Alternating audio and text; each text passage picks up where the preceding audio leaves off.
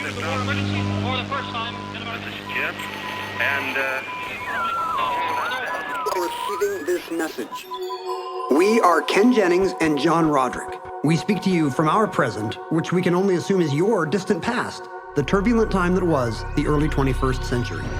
Fearing the great cataclysm that will surely befall our civilization, we began this monumental reference of strange and obscure human knowledge. These recordings represent our attempt to compile and preserve wonders and esoterica that would otherwise be lost.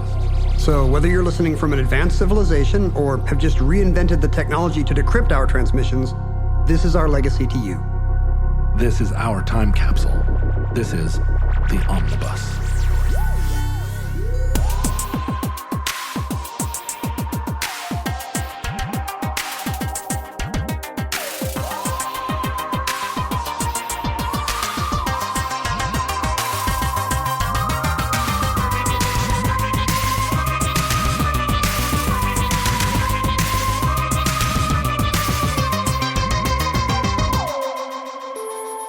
You have accessed entry 1120.EX3816, certificate number 29379, Sea Silk.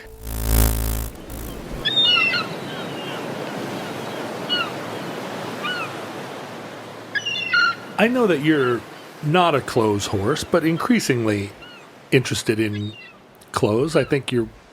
Am I wrong that your wife still dresses you for the most part? You are... Well, that's not true. The last time you saw me, that Banana Republic Henley I was wearing, Yep. that was Mindy Special. Yeah. I think she was A Mindy at special. or adjacent to Banana Republic. That's what I gather from that. Do you have a special garment? Either one that you think of as worn only at special times, or one that you think of as your most expensive item of clothing?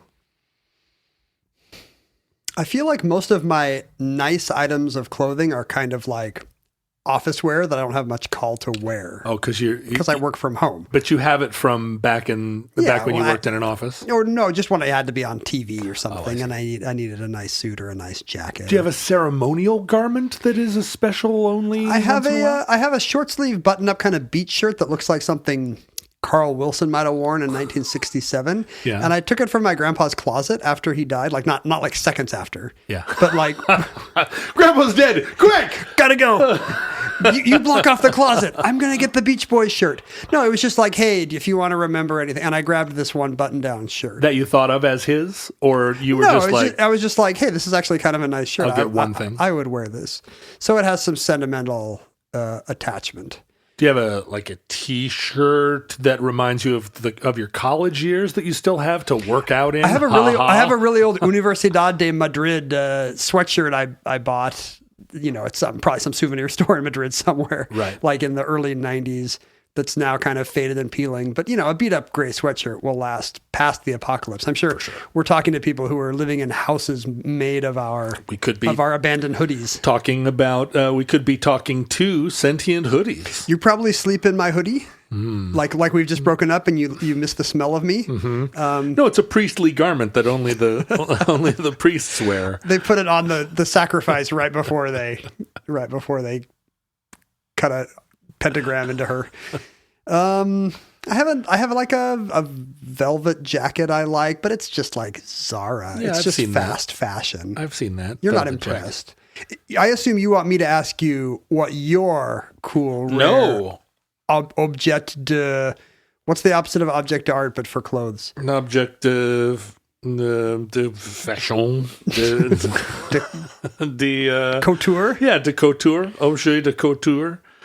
No, because it's an impossible question, because I put so much significance in old clothes and the warp and it's sad weave because we outlive all our clothes all the time. Yeah. Maybe I assume it's just because I have modern, badly made clothing.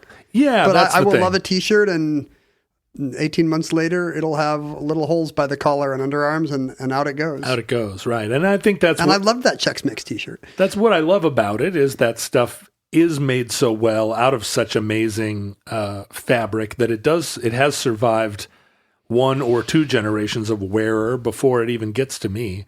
There's a photograph I have of Charlie Chaplin being appearing kind of on Wall Street to a huge group of people, and he's there not in costume, but in a regular suit. Just a guy. Just giving a speech or it's one of those like... This was a common thing on Wall Street in the 30s. Yeah. Charlie Chaplin would come by and he'd ring the bell. But in this case, he's being held aloft by another famous person of the 20s. And I'm not sure. I don't, the picture is such an iconic one to me, but I don't actually know the story. It might be Charles Lindbergh. Who knows who it is? A rare picture of Charles Lindbergh holding Charlie Chaplin. But Chaplin is holding an arm up in the air. He's kind of, he's receiving the adulation of the crowd. But what strikes me is how well tailored his suit jacket is. Anybody now in a similar posture, wearing a suit, being held up by Charles Lindbergh with one arm in the air, you would just be able to see the kind of off the rackness of the cut of the suit, unless they had a $6,000 custom suit on. You would just see the kind of gaps and the way it was pulling. And I don't think I would. Right. It is a special kind of you immediately learned skill. see, wow, look how that's draping. Yeah. And it would be bunching up there, but it's not. Yeah. His jacket is so expertly tailored, and it comes from a time when clothes were custom made and tailored by people. If Charles Lindbergh were to come out of his grave and come just lift me up right now, like I'm wearing this Uniqlo shirt and it would probably bunch up all funny. Yeah, right. I mean, I'm not ready for this. Your shoulders there'd be all this extra fabric up there, but also, it wouldn't fit under the arms. It would pull up. The buttons would pull. I'd be like, Zombie Lindbergh, no, this is off the rack. And the problem is that I can't afford a $6,000 suit. Like I'm not. That is the problem. Yeah, I'm not one of the many problems. No, that's it. People say America has troubles today, but the number one problem is that John Roderick, cannot have his clothes tailored. Then it's coronavirus. So I am not particularly well tailored, right? My clothes don't fit especially well. Most of them are found items. I appreciate their provenance and the fact that they are well tailored, but they were tailored for someone else. Do you think most people just would look a lot better even 1,000%. Because most people don't know. They put on a shirt and they're like, yeah, this is a large. This fits. And most people didn't know. But I think now we just think, are the sleeves long enough? Is it long enough? If I'm going to button the collar all the way, does it button? If I bend over to pick something up, does anybody see any part of my butt crack? And it's the rare kind. I mean, it is an affectation, or it is a set of skills and knowledge that you don't need. It is now. I mean, you can be a billionaire and show up at dinner in a hoodie. The fact that the hoodie is made out of alpaca doesn't register with 90% of the people.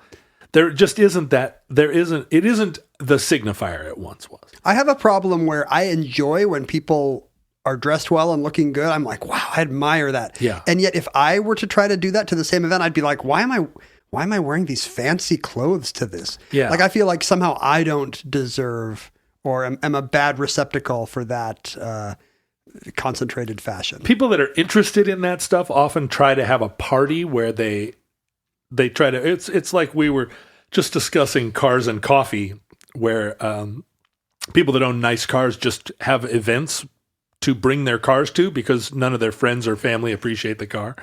That's true of all hobbies, really. Yeah. The secret of conventions is that everyone else is sick of your comic books or Exactly. or your cars or your gardening or whatever. Yeah, if you have a train set, you can only invite so many neighbors over. I mean, once they've seen your train set, most of them don't want to see it a second time. So you have to go to one of those train set conventions where... This seems like a very personal story for you. Yeah, I guess so. I'm one of the people that goes to train set conventions and watches the old men that are dressed in overalls with stripy hats, and I just envy them so much because they just stopped caring a long time ago. But they want to find like-minded people who appreciate what they do. Choo-choo. And there's a thing like this for clothes? Well, I just think that clothesy people will either try to go to events or try to throw parties themselves where there's a dress code.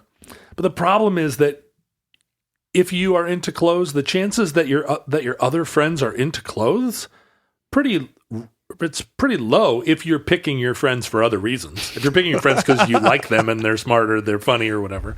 But I know, what if it's somebody you met at Waistcoat Con 2018? And the chances are you're not going to... I mean, that was early on in my 20s. I tried to socialize with mods because they dressed so well. And I thought that this could have been my subculture. Mods. What's the downside? We're going to ride Vespas. We're going to wear, like thin lapel jackets. We're going to look super cool. The problem is that mods are dull. And, all they want to talk about is ska music. They can't all be dull. Not all of them. But if you go to a mod party, I mean, it's one of the things, they're vain. And so you're there and you're in a nice I assume outfit. mods would have the same bell curve of interestingness as everyone else, but you're saying no. I suppose they do, but you're saying modness self-selects for dullness. I think fashion self-selects for dullness to a certain extent, unless you get into it philosophically. Like you. I don't even know if I am into it. I guess I'm into the story more than I am into the look. The autobiographical story of how you found the thing? No, the story of the garment and what's interesting about it in the first place. Like it has to have been worn by William McKinley the day he was shot or something. I mean, that would be a wonderful thing to own. Not if it has a hole in it. I don't have a build that looks elegant in any garment. In a $6,000 suit, I would look like I fell asleep on a bus and woke up at the end of the line. Because that's just how I'm built. I have a kind of, or maybe it's just how I am. Like, you think it's posture? Disheveled, right? I can dishevel any garment.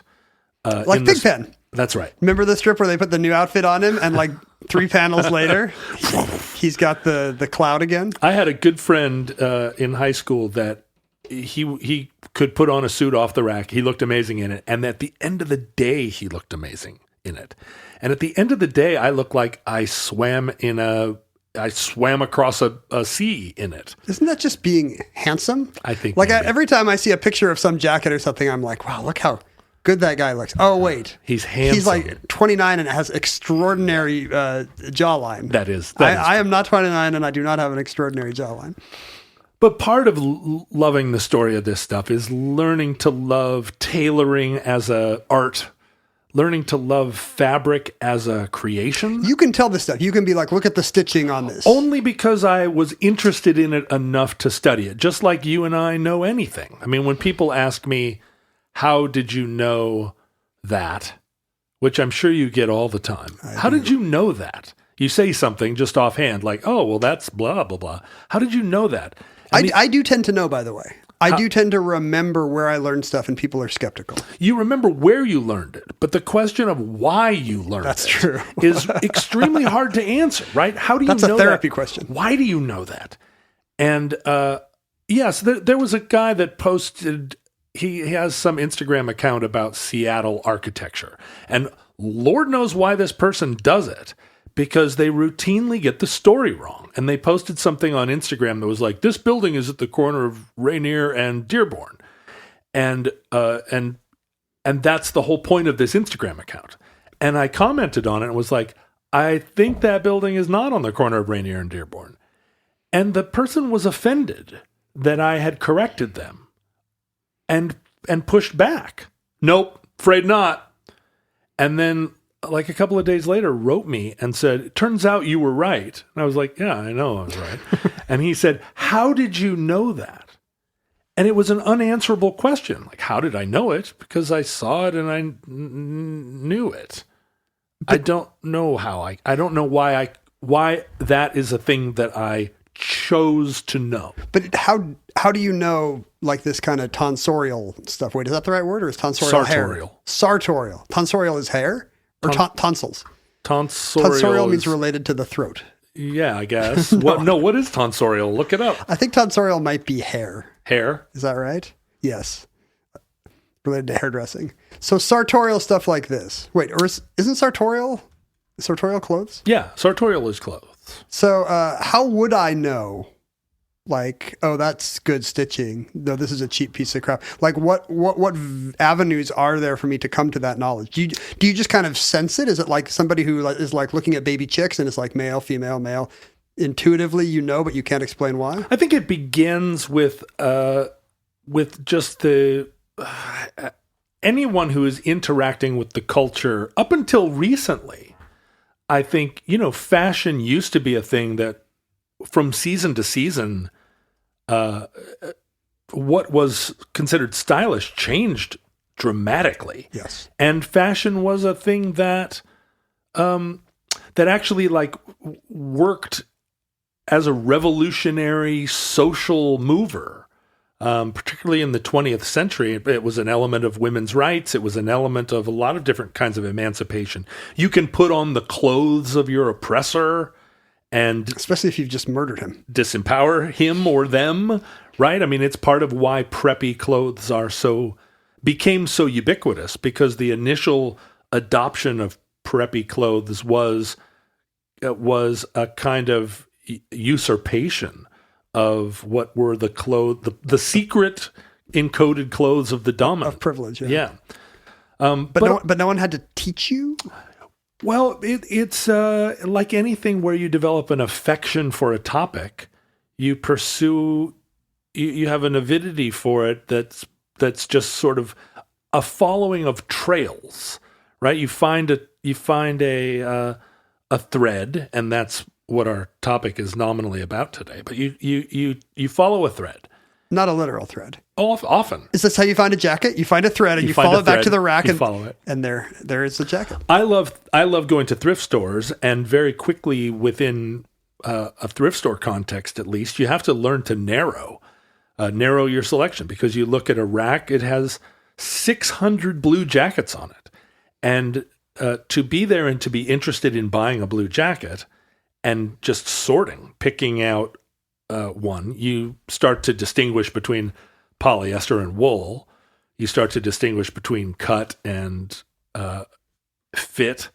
And if if thrifting is part of if you have an avidity for it, if it's a place that you end up whiling away the hours, you do it because certainly you're not doing it because you need clothing, right? You're doing it because when I thrift, I am like, what I could use is a cool pair of loafers. But you don't go very often. That's true. And I do it as a manner of diversion, and partly it's because at some point I connected those garments to stories rather than to their functionality.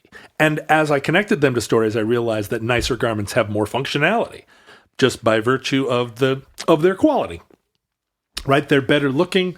They withstand wear. The stories must be designer or manufacturer stories, right? Because you don't know what the owner's story. Well, no, unless because it's got postcards in the pocket. With tailoring and with fabric. I mean, if it's a custom garment, like the person that had it made chose that fabric, made those choices about how they wanted their lapels to be cut, how they wanted the jacket to fit. And those are elements that you can then develop a supposition about the person and their time. And I think that is particularly interesting. This jacket was made in a time when fashion changed. And so you can, like buying an old globe and looking to see if Rhodesia is on it, or you're trying to see whether there's a division in Germany. You do this. I know if you look at an old map, you immediately try to discern its pin era. Down how old it is. Yeah. And clothes can do the same thing. But you're looking at the sleeve or the collar. Yeah. And to find a garment that has survived 100 years, there's, and in particular, one that you can wear, a jacket that was made in 1905 that you can put on and wear out, that no one else would know. I mean, it is a kind of... No one else would know except the 1 in 1,000 that goes, tell me about your jacket. And I've had... that happens? I haven't had that many conversations with people like that, but it does. It does happen. It's sort of like sports. If you go to a Mariners game and you're wearing a throwback hat and you're a Super Mariners fan, people will come up and say, is that a real one? Yeah. Or did you get it in the 90s at some throwback night? And is your throwback hat real? I have a fake throwback hat and I have a real throwback hat. I have one that was on some 90s like throwback night. Because I've seen your upside down Trident Mariner's hat, and I don't know if I knew which it was. But it is a signal. Right? But there are, within the world of people that are making garments, within the world of people that are studying garments, there are so many different things, and fabric is a major component, obviously, of any made garment. Really hard to get one without it these days. I want to wear one that's all thread. But fabric is a thing that communicates luxury to people who are, certainly if you're wearing a garment made out of a luxurious fabric, your experience of that garment is very different. But also if you are conscious of that stuff, it can communicate status, it can communicate wealth. I think I'm blind both ways. Yeah. Like even if I were wearing the thing, I'd be like, you know what? My cotton poly shirts feel nicer than this. like the no iron shirt I have actually feels nicer than the silk one. And some of it is fake, right? Some of it is status broadcasting that isn't really connected to quality or an appreciation of luxury. It is very fashionable within San Francisco and Seattle tech billionaires to have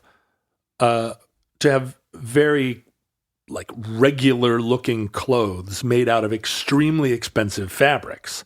So a hoodie or a t-shirt, but it's made out of alpaca, or in the craziest instances, like there's wool that comes from a Tibetan antelope.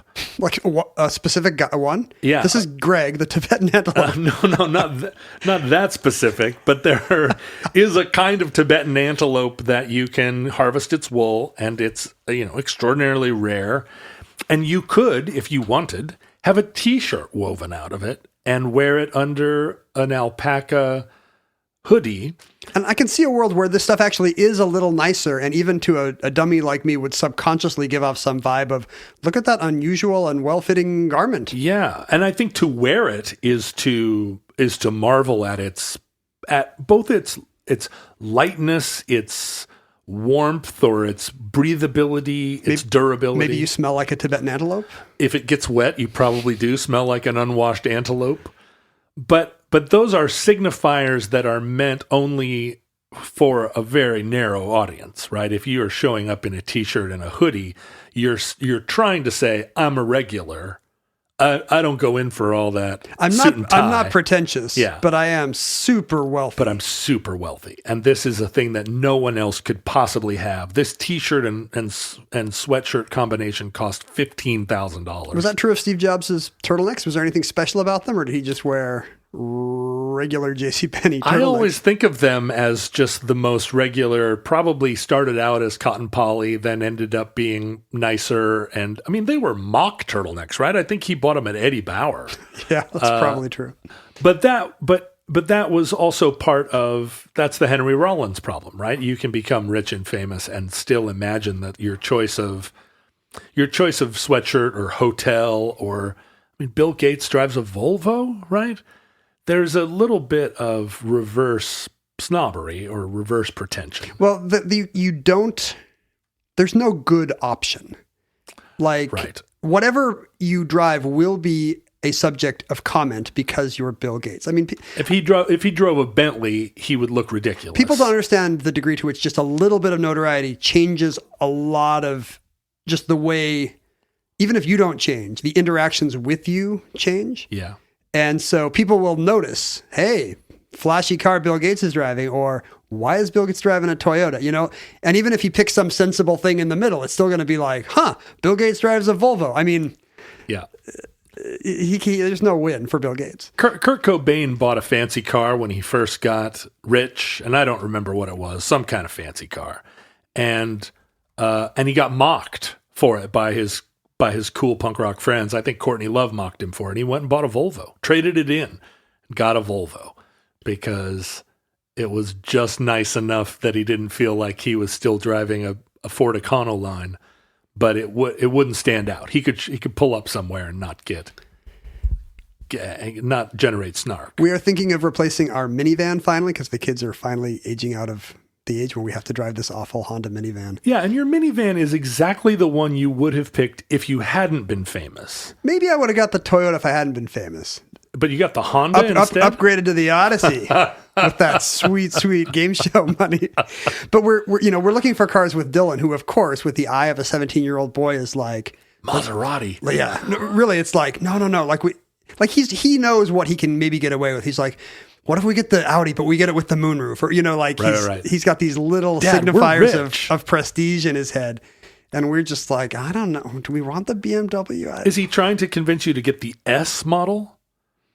When I was a kid, I was very conscious of the model of Audi that was high performance. And so the S, generally those high performance cars are for nerds only. They put 30% more horsepower in it and charge you 60% more money to drive around with a red S on the back. I like when it has a different accessories package, but that's got some branded name, right. This is the Levi's package. Exactly. My dad got his first SUV. It was the Eddie Bauer version of the Ford Explorer. I remember that. And he was very sold on that. I don't even know what it had.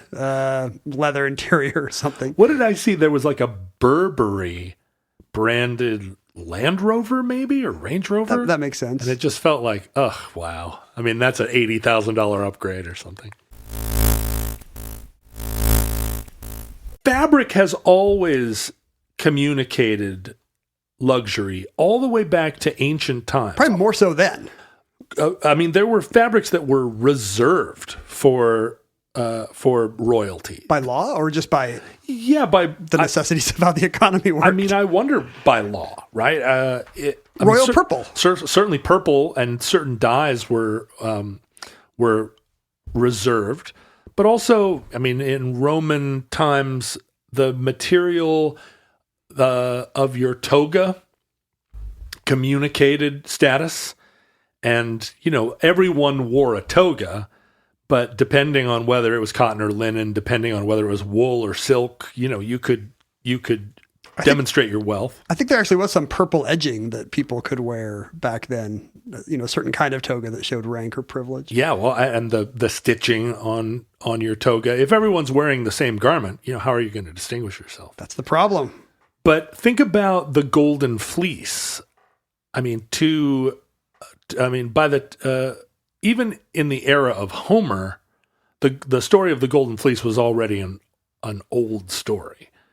And it's what? It's a sheepskin. A sheepskin, but it's fancy. It's super fancy. It's an impossible quest, right? Or the quest for the Golden Fleece. It's the fanciest thing they could think of in dung encrusted classical times. What if there was a sheepskin, but it was kind of shiny? Yeah. Boy, I would sail for weeks. If there was a sheepskin that was a little bit shiny, I'll tell you what.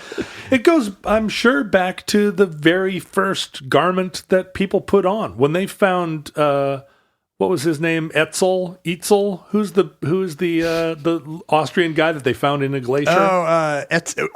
Otzi. Or something, When right? they found him, Otzi? What was it? We should find out. Is there a thing over the O? Is it Utsi with an umlaut? Yeah, I think it's Utsi with an umlaut. When they found Utsi, his handmade leather shoes that were stuffed with straw, that was all... his garments were remarked upon by the archaeologists as symbols of his status. And now Nike makes those. I'm going to get the Air Utsis. Stuff them with the shock absorbing straw that keeps you warm in winter. A lot of it must have been. There's not a lot of things you could spend disposable income on then. Well, and cars having not been invented, and making a garment, weaving it is extraordinarily labor intensive. If you think about how difficult it is just even, using the loom and a spinning wheel to take a big undifferentiated mass of sheep's wool and to card all the dung out of it and wash it multiple times and dye it and spin it into thread and then weave it. Mindy is crocheting an Afghan right now. And, it's just a bunch of balls of yarn she got from a fabric store. She didn't have to card dung out of anything. In fact, she does very little dung carding. Is that right?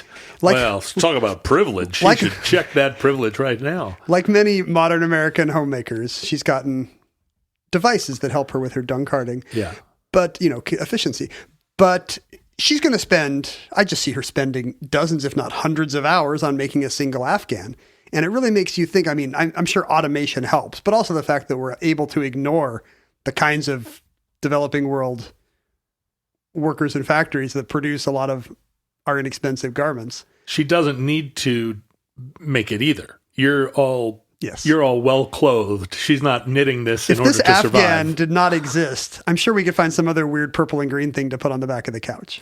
But when you think about silk and the degree to which silk, the process of making silk initially, wild silk, involved taking cocoons and boiling them and taking the tiny little thread that came out of a bug's butt. Yeah. Plus all the vermiculture stuff, like what do they eat? What do they thrive? How many mulberry trees do we need?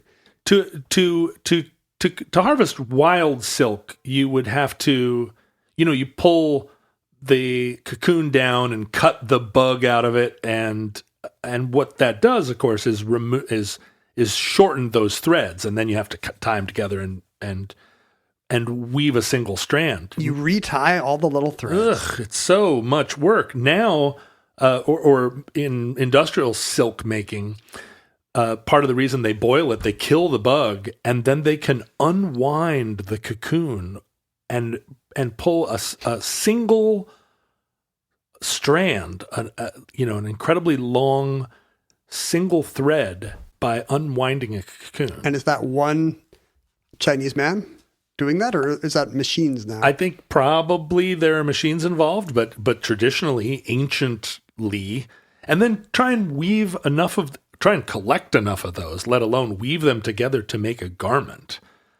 So the luxury of it is not just that it is durable and beautiful, but also hundreds, thousands of hours of work just to produce the fabric before you've even made the outfit. And in pre-industrial times, the fact that it came across a continent to get to you, it's also a sign of your well-traveled cosmopolitan ethic. So tailoring was also extremely important. It's like cutting a diamond. As soon as you have a beautiful sheet of silk, you're going to cut this into sleeves. You'd better do a good job. And so all of those were signifiers of wealth and status, but also it became, it's an industry, right? Making clothes has always been an industry. There's right now in recent years, this started, this is a little bit of a side note, but in the late 1800s, a priest by the name of Jacob Kembore in Madagascar realized that the giant spiders of Madagascar produced this extraordinary silk. And they're the size of the palm of your hand. Oh, well, I don't like that. And so he invented a machine where he would take 24 spiders, and the machine actually was like stocks in a public square where you would. Does it have 8 holes instead of 2? No, because it holds them by their heads. Oh, and he invented this machine that he could put these giant spiders on their backs, clamp down their heads. The spiders would become extremely docile. Well, this is awful. This is like Abu Ghraib of spiders. And then he could harvest the silk. They would just sit there on their backs with their little heads in stocks and squirt out silk. And his machine would spin as fast as it could come out of the spider's butt. Pull the silk out of the spider's butt, and then he would take the spiders out of the machine, and they were still fine. He would put them back in the woods, grab 24 more spiders, and it's not like there's not going to be some dairy farm style expose. It doesn't kill the spiders. He doesn't condemn them to a life of silk slavery. People have now tried to industrialize this process of Madagascar spider silk. Spider silk is, of course, has been investigated by industrial materials people because it's incredibly strong. It has all this tensile strength. It's very, very fine. Considering how fine it is, finer than a human hair, it can withstand. I mean, you walk through spider webs all the time, and so yeah, I do. Like That's awful. my trademark. Me and my neighborhood chums are always going into the old haunted house on the corner. No, I mean, as a Pacific Northwesterner, yes. Spiders at the end of the summer. I do the flailing walk through a spider cobweb thing, and all September and October. You know how awful it is. They don't just break apart, right? They're on you. They're on you like a golden fleece all afternoon.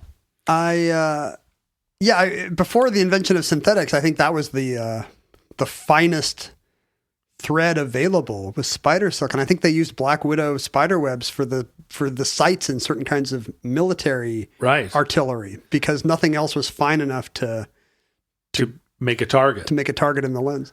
And I think even now, material science people are still trying to duplicate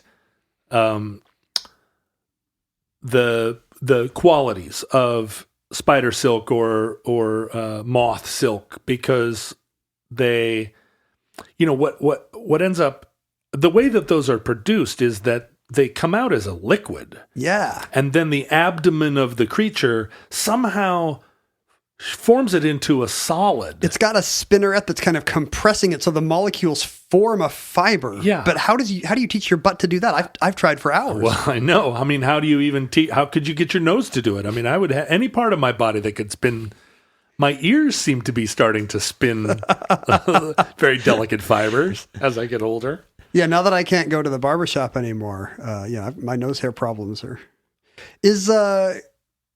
I don't like the fact that it's a goop because it means Tobey Maguire in the Spider-Man movies is just secreting white goop out of his it was white putatively teenage body. It was white goop before he sent it out through his little mechanical spinner device, his shooter device. In the movies, he doesn't have a mechanical one. Oh, right? It just comes out of his body? Yeah, he can just shoot it out of his wrists. Huh. That's why we don't teenage like that. Boy goop. I like the parts of the Spider-Verse that have mechanical ones, not teenage boy goop.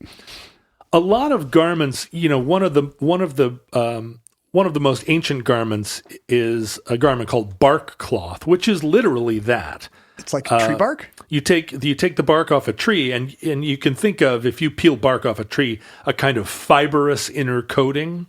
Yeah. Bark cloth is actually not woven initially, but really the fibrous interior of bark just hammered and soaked in sort of various natural acids to create a malleable cloth, a tailorable cloth made out of sheets of hammered bark. Bark cloth became a woven fabric, and during the mid-century modern period, a lot of home fabrics were described as bark cloth because they were, rough woven from cotton, resembling the kind of thick, nubby bark cloth. But the way the Japanese government supports ancient arts. Yeah. One of the recognized sort of historical cultural art forms in China is a weaving of banana cloth from the peels? From the peels of the banana. It's called the Ito Basho banana, and they're native to Okinawa, and they create, and it's a very rare fabric there, woven from the fibers in the fibers peel? In like the those peel little of the stringy banana. things you don't like to wind up on your banana. Yeah, but every time I get one of those, I'm never like, ooh, like what about a hoodie made of these? But derived really from deeper in the peel, and it goes through this whole process, and it's one of the reasons it's one of these Japanese sort of cultural art forms, because the process of turning banana into weavable fibers is a whole passed down from generations art form. But yeah, if the Japanese government's going to support either that or the whale harvesting thing, I would rather they do the banana harvesting thing, yeah. Even if it just makes very slippery clothes. But one of the word that the ancients had for their finest linen garments is a word called byssus, byssus. Byssus. I'm taking notes. I've never heard the word byssus. And byssus is a word to describe. It appears in the Bible. It appears in ancient Egypt. It's the word is actually on the Rosetta Stone, because byssus was a fabric that denoted royalty. It's the word that described the linen that they wrapped the mummies in. It was byssus was kind of a word that was used for centuries and millennia to denote this very, very fine linen fabric. And it's any kind of linen, or it's a specific thing? Well, the ancient record is super unclear because the word is used sort of universally and it's translated into various different languages, but not connected to any particular recipe for it. It was widely known to be the finest linen. And I think even now, super fine linen commands like a tremendous premium in the fabric universe. Yeah, looking at the biblical citations, it seems like some translations say byssus, most of them just say fine linen or finely twined linen. Yeah, and the problem is that byssus over time was used to describe the finest fabric. Whatever it was? Yeah, and so, the finest sort of linen-based fabric or silk. And so the definition sort of depends on where you decide to put your pointer. What it meant to the ancient Egyptians and what it meant to the tailors of the 17th century, they may be describing an unrelated fabric. But at some point along the way, byssus became byssus was the word used to describe a very special fabric that is woven from the secretion of a large mussel called the pen shell mussel. Mussel like clam. SSEL, not coming out of Tobey Maguire's wrist muscles. No, but mussel referring to a giant bivalve that's native to the Mediterranean. And it was discovered, and this is part of the problem, because byssus was applied to the fibers created by the mussel in more recent times.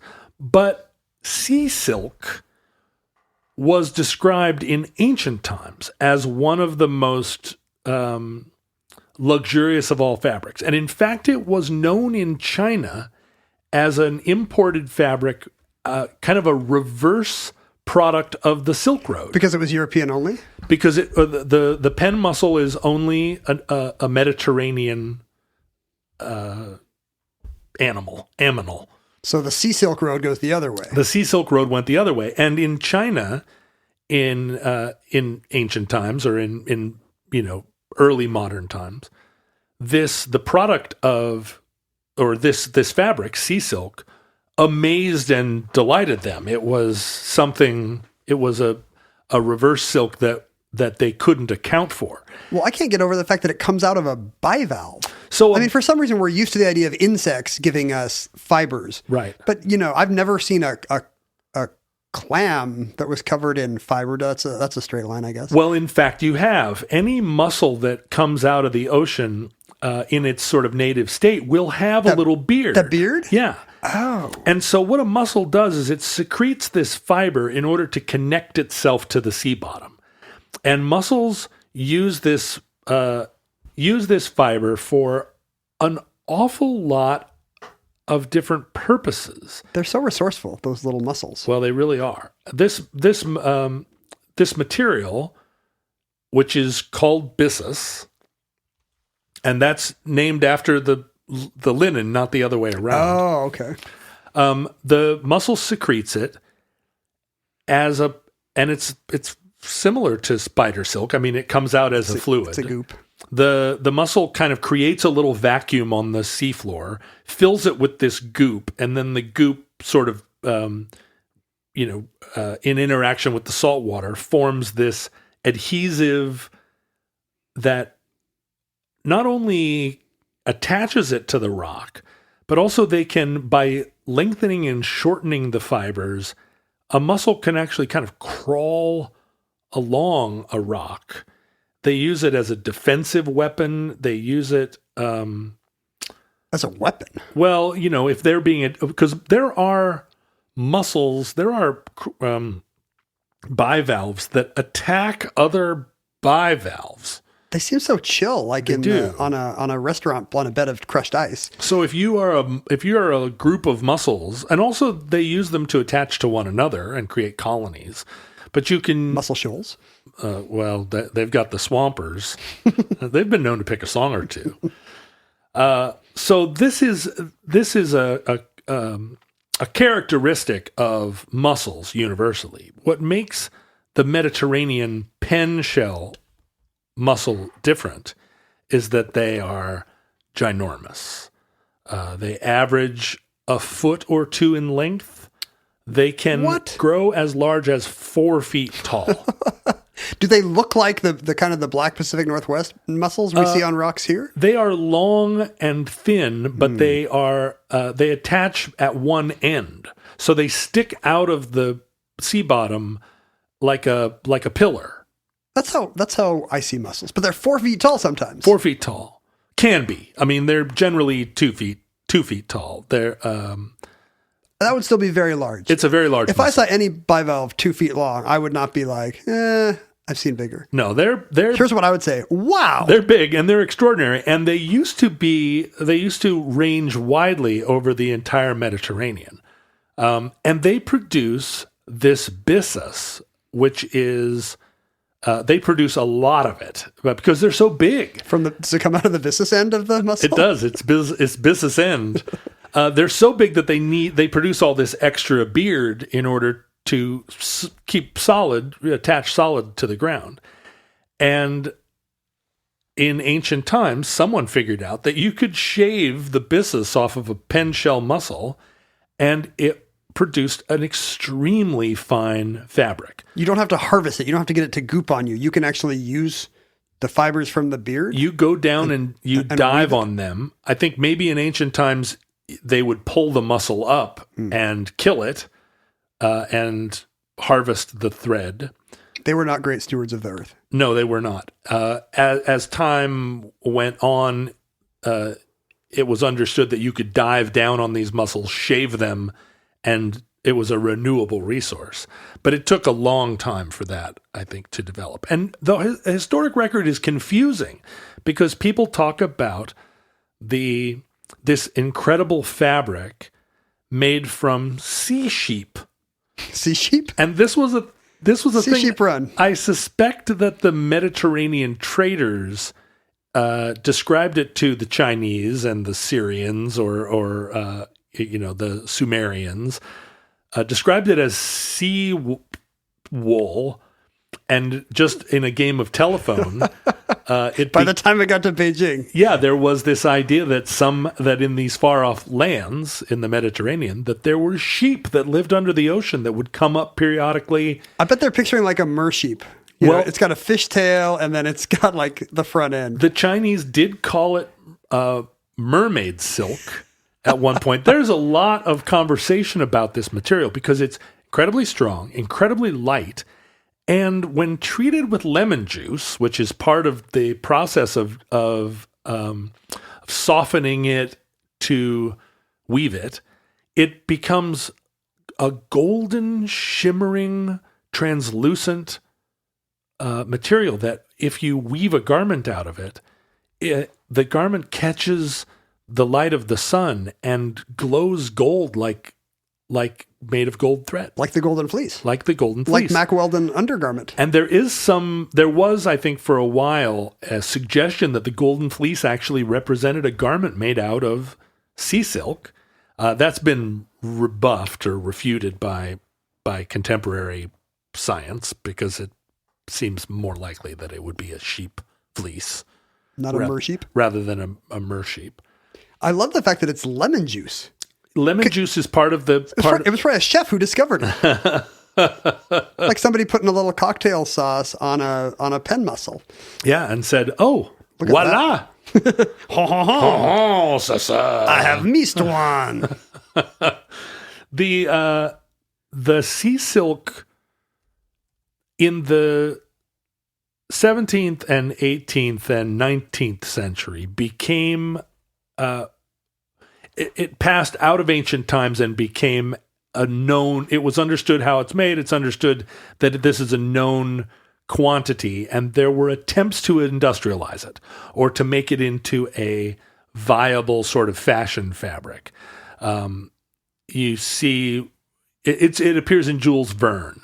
There's the idea that there would be enough of this that you could create a line of gloves or scarves. It's probably Captain Nemo. He's always harvesting undersea stuff. Yeah, there's a character in Nemo's adventures who is garbed in sealskin and byssus.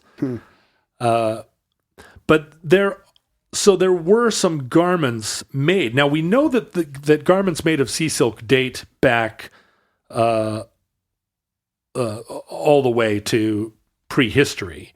But the oldest garment we have in our human possession is a 14th century hat that was discovered sort of in the area, St. Denis around Paris.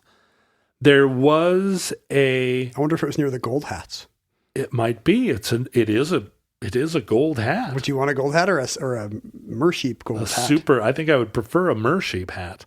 There was one discovered that dated to the 4th century, discovered in Hungary in 1912 in an excavation, but it was lost during World War II, as so many other gold hats were. So although sea silk is a thing we have recorded as a product of human adventure throughout the Mediterranean throughout history, it's very attractive to moths.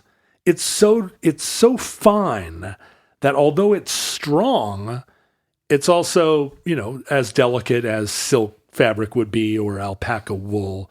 You wouldn't expect it to survive rain over the course of 1,000 years. But people would weave garments out of it? Yep. Dresses and whatnot? Well, jackets? It's so labor intensive to acquire this enough to weave a cloak, for instance, that it was truly reserved for royalty and was like any hyper expensive fabric,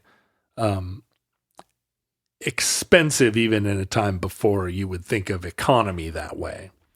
But in the 19th century, it was briefly a luxury garment. And in fact, in the middle of the 20th century, the Italian fascists thought briefly that they could truly industrialize this harvest and make camouflage cloaks for the army, or that it was a thing that you could. Did they go to Lothlorien to get them? Did Galadriel give it to them? So the harvesting and weaving of these of sea silk became a kind of secret code of the women of the coastal Mediterranean. It was a thing that that the grandmother taught the mother, who taught the daughter. It's like pearl diving or something. Yeah, right. In Sardinia and in Sicily and Greek islands. And you could make good money by sending this off to Paris? Well, traditionally, this is difficult enough work that it isn't thought of as a money-generating craft. Oh, that's too bad, because there's no business like show business. Oh, my God. I would end the show right there, except there's just some little bit more to tell. But so what do you, so then? So it became a thread that was used in vestments. It was attached. Like for priests? Yeah, there was a religious significance attached to it. It was used for, if you were being, for baptismal garments for infants. It was perceived to help a young couple in love. Oh, it's sexy lingerie? Yeah, well, not lingerie. I mean, even just a little bracelet or a little it's like tiny a love token. Yeah, just to make even a little square of this fabric required hundreds and hundreds of hours of diving and shaving these poor mussels and weaving it into a fabric. And it became a lost art, or lost in almost all of the cultures of the Mediterranean. It survives now only in Sardinia, and only among a very small group of older women who all learned it from the same woman, a woman by the name of Italio Diana, who taught the only handful of women who are left. Now, one of them is a woman who is sort of a self-promoter. Her name is Chiara Vigo, and she's sort of self-proclaimed the last person who knows how to do this, although there's a few others. There are some quieter Sardinian women who do know how to do it, but their daughters aren't really interested in learning this technique because it's a lifestyle. It's a lifetime of. Nobody does it as a hobby. Yeah, you have to go collect this material, and the pen shells, the pen shell mussels, sadly, have in recent times. They're very susceptible to pollution. They were over harvested for a long time, and then just in the last decade, they were victims of a biological of a sickness, of a virus, it's similar to the way that the coral reefs are dying off, because it's speculated that it's ocean warming that is making the sea more hospitable to pathogens. Now the pen shell mussels are critically endangered, and so they're protected by the EU. You can't just go down and you can't harvest probably. You can't harvest it, and for a long time this has been a lost art, such that there are now only 60 known items made out of sea silk extant in the world. Wait, really? 60 known items, all of them. That would make it like one of the rarest substances. That's like moon rock. It truly is. In just a few years ago, Chiara Vigo was offered $3 million for a square of sea silk that was only a few inches square by, you guessed it, Elon Musk, a Japanese businessman. Right. Any one of these stories always features a Japanese businessman with a very weird fetish. And you have no idea who this Japanese businessman ever is, but he has $4 million to offer. He's buying Van Goghs and whatnot, and she refused to sell it.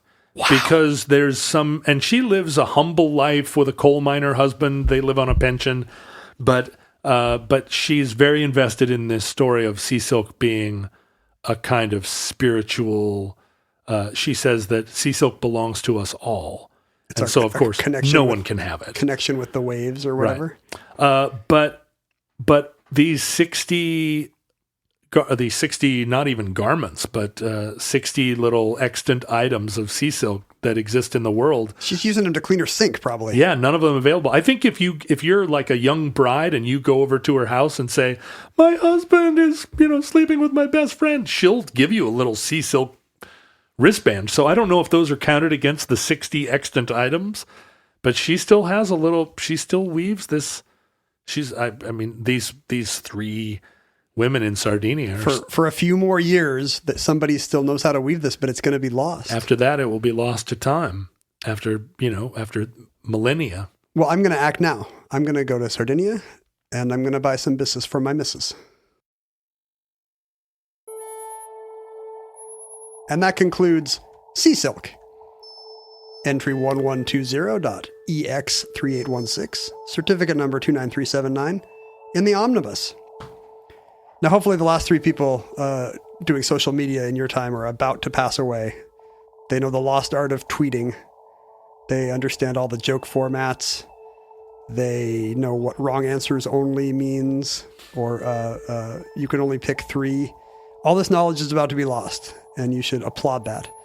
But in our day, we were at Ken Jennings and at John Roderick on social media, jointly at Omnibus Project.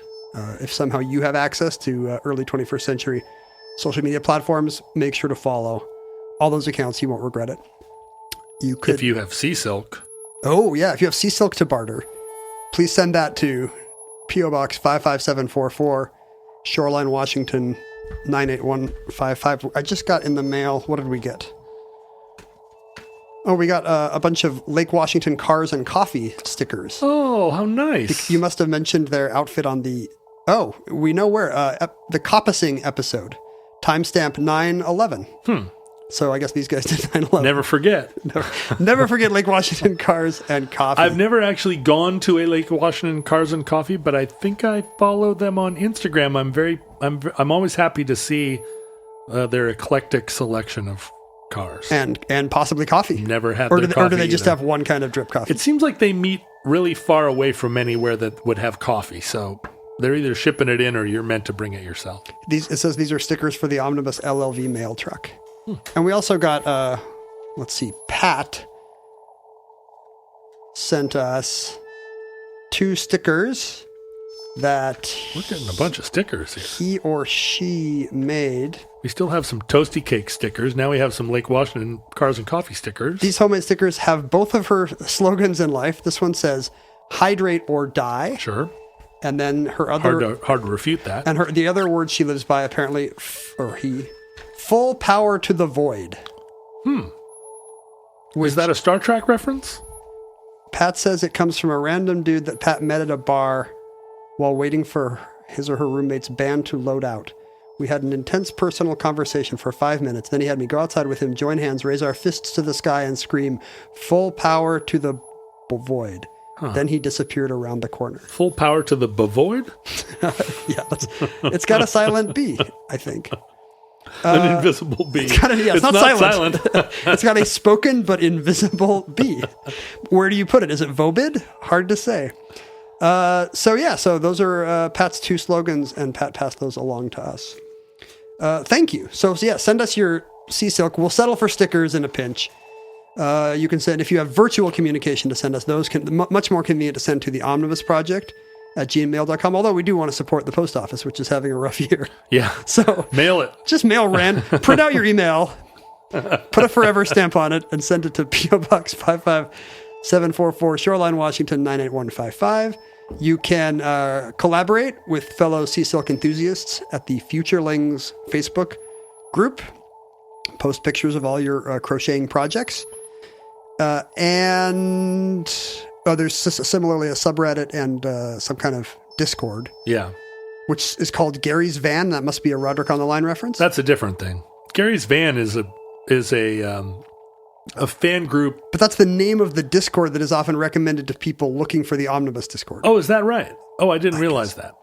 The Futurelings are where you find omnibus-related content. There is a group called Gary's Van, which is more focused on my wit and wisdom. I'm not crazy about that show. If you'd like to take Ken out of the equation, and if you're somebody that's really looking for more Roderick. Just do a home edit of Omnibus where John will say something, and there's a long pause, and then he will be unhappy about whatever. No. A short pause. It doesn't need to be long.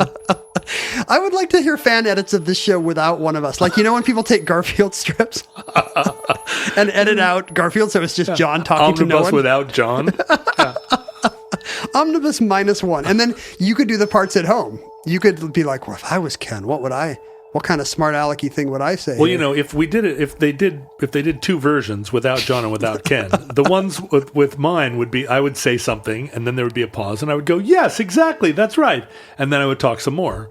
Whereas the ones with you would talk for a while and then you would go, no, not really. And then you would talk some more. I think because you're more of a nagger. No, I think the ones without you, there would just be longer pauses. Is this still playing? It's been 4 minutes. If you would like to contribute to the show financially, and that would give us some capital to market this amazing new half omnibus project we're considering. Well, that, and also we could put Ken into some nice garments. That's right. We need $3 million. We know that Kiara will not take $3 million. So we're hoping to raise $3,001. Ken and I could go and say, we're having problems in our relationship. Will you please mend it with a sea silk belt? John and I want COVID face masks made of sea silk. Sea silk? Sea silk. Sea silk. It's sea salt. That's the polio vaccine made from this fabric. That's what happens when you put sea salt on your sea silk. So we're trying to raise $3,001 for our new COVID face masks. If you would like to help contribute to this important cause, all donations are accepted at patreon.com/omnibus project. Thank you in advance. Futurelings, from our vantage point in your distant past, we have no idea how long our civilization survived or whether the hoodies made out of Tibetan yak will be as valuable as sea silk in your time. We hope and pray that the catastrophe we fear may never come, but if the worst comes soon, this recording, like all our recordings, may have been our final word. But if Providence allows, we hope to be back with you soon for another entry in the Omnibus.